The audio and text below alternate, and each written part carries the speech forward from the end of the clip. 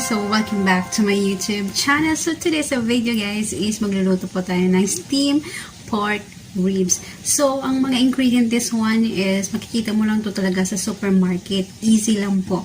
So, depende naman po tayo kung anong taste niyo sa paggagawa ng steamed pork ribs. So, syempre, ang ingredient natin is pork ribs and also yung plum sauce at saka yung black beans. So, ito lang ang ating ingredients. So, syempre, lalagyan din natin ng a little bit like salt. Pero hindi na kasi, actually, maalat na kasi ito kasi chili, black beans na to, at saka may plum sauce pa. So, ito lang talaga ilalagay natin sa steamed pork ribs natin. Wala nang ibang ingredient. Just only the three ingredient: pork ribs, plum sauce, at saka black beans. So, yun lang ating ilalagay. So, syempre, imamarinate natin yan within 30 minutes. Pagdas na after 30 minutes, so, yun, papakulo na tayo ng tubig para sa steam natin. So, yung maluto lang natin yung mga 20 minutes siguro, or less 30, ganon. So, simulan na po natin ating pagluluto ng ating steamed pork ribs. Ano daw? Magluluto na po tayo ng ating pork steamed ribs. Mali pa. Mag-start na po tayo magluto ng ating steamed pork ribs. Ayun na. So, hugasan na natin ating pork ribs. So, ayan, hinugasan na natin ang ating spare ribs. So, hugasan sila ng 3 beses. Then, after that, mag-start na po tayo ng ating marinade using our black beans and plum sauce. So, let's go, guys! So, syempre, gagamit tayo ng ating gloves kasi ang ating sauce, ang ating mga panlasa is maanghang. So, ayaw naman natin na yung kamay natin is amoy anghang. Maghapdian. So, kung nakikita nyo yung pork ribs ko ay maliliit kasi nga matatanda na yung kakain. Para madali po siya kainin. Easy to bite. So, 1 spoon lang to. So, ayan na po ang ating black beans. So, gagamitan po tayo ng 1 tablespoon para sa ating spare ribs sa ating pagmamarinate within 30 minutes.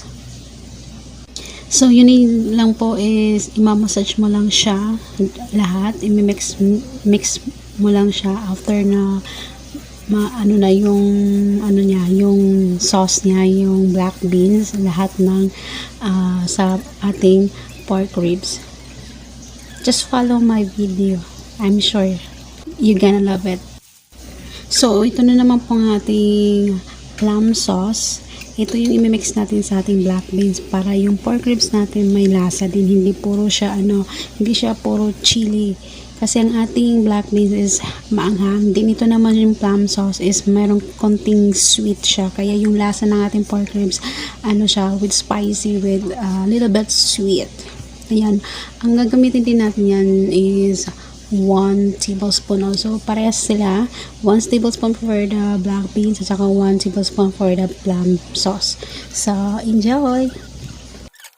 Same process. Mix it well. Lahat po, imamassage mo lang siya. Then, after that, you need to makukuha ka na ng cling wrap. Then, i-wrap mo lang siya. Then, put into the fridge. That's all. And then, wait after 30 minutes. Then, mag-start na po tayo mag-boil ng water para sa ating pag-steam pork ribs. So, ayan, kumukulo na po ang ating tubig. It's ready to put in yung ating steam. Okay, let's wait. A few moments later. Bongga, yan na. Mabilis na maluto, diba? So, ayan na. It looks like yummy and the color looks so red. So, kung maggagawa ka nito sa bahay mo is so yummy and I hope your family is gonna love it. I swear.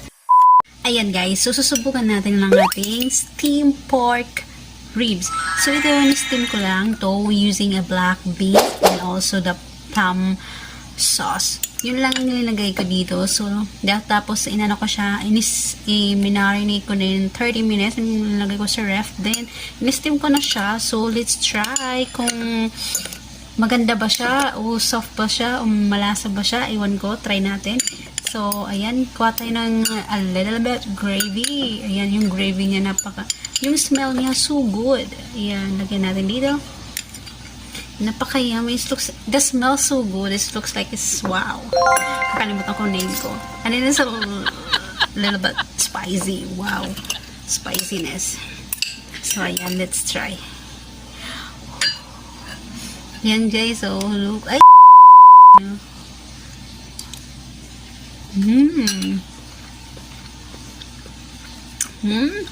Good. Not bad. Ano siya? It's not totally spicy. They have some sweetness. The meat is so good. Oh, steamed pork ribs. Pwede mo ito lalagyan din ng herb like parsley para yung amoy niya. Well, for me it's enough. Then garnishing lang siya. So look, oh my goodness. Wow. So good. So, if you like this video, the steamed pork ribs, just try at your home. It's easy to make. You can give me thumbs up and subscribe. And don't forget to hit the bell button, guys. So, bye for now and see you next time. Bye!